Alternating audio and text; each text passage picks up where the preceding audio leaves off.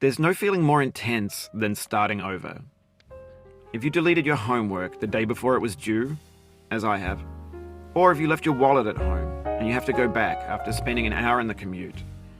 If you won some money at the casino and then put all your winnings on red but it came up black.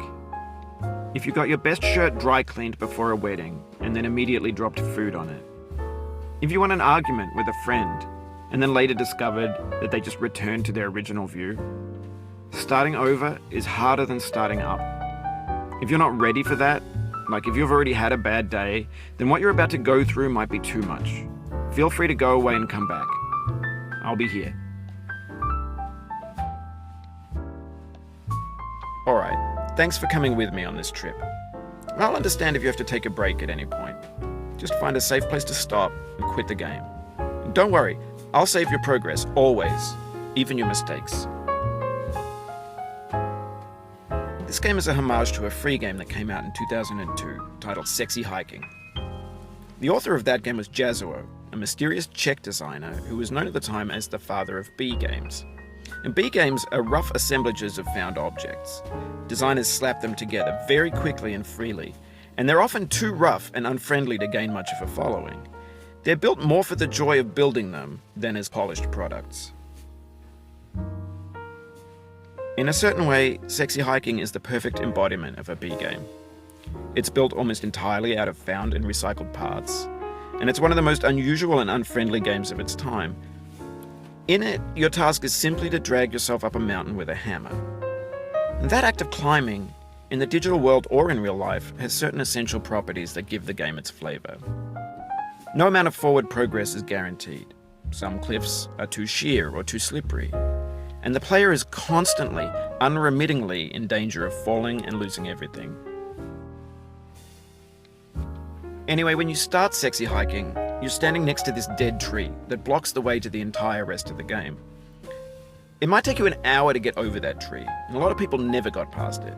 You prod and you poke at it, exploring the limits of your reach and your strength, trying to find a way up and over.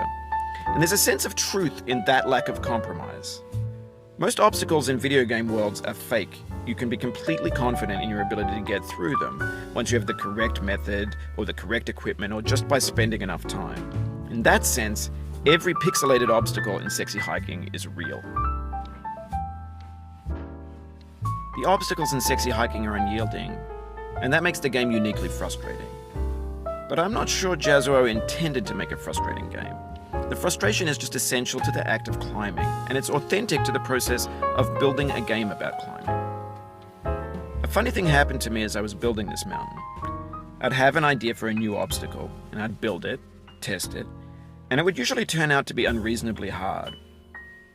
But I couldn't bring myself to make it easier. It already felt like my inability to get past the new obstacle was my fault as a player rather than as a builder. Imaginary mountains build themselves from our efforts to climb them, and it's our repeated attempts to reach the summit that turns those mountains into something real. When you're building a video game world, you're building with ideas, and that can be like working with quickset cement. You mold your ideas into a certain shape that can be played with, and in the process of playing with them, they begin to harden and set until they're immutable, like rock. And at that point, you can't change the world.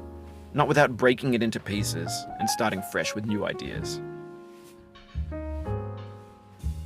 For years now, people have been predicting that games would soon be made out of prefabricated objects, bought in a store and assembled into a world. And for the most part, that hasn't happened, because the objects in the stores are trash. I don't mean they look bad or that they're badly made, although a lot of them are. I mean they're trash in the way that food becomes trash as soon as you put it in the sink. Things are made to be consumed and used in a certain context, and once the moment is gone, they transform into garbage. In the context of technology, those moments pass by in seconds. Over time, we've poured more and more refuse into this vast digital landfill that we call the internet. It now vastly outnumbers and outweighs the things that are fresh and untainted and unused. When everything around us is cultural trash, trash becomes the new medium, the lingua franca of the digital age. And you can build culture out of trash. But only trash culture. B games, B movies, B music, B philosophy. Maybe this is what digital culture is. A monstrous mountain of trash, the ash heap of creativity's fountain. A landfill with everything we ever thought of in it. Grand, infinite, and unsorted. There's 3D models of breakfast, Gen X's fanfic novels, Scan magazines, green screen Shia LaBeouf, banned snuff scenes on LiveLeak. Facebook's got lifelike bots with unbranded adverts and candid shots of Kanye and Taylor Swift mashups, car crash epic failed GIFs, Russian dashcam vids, discussions of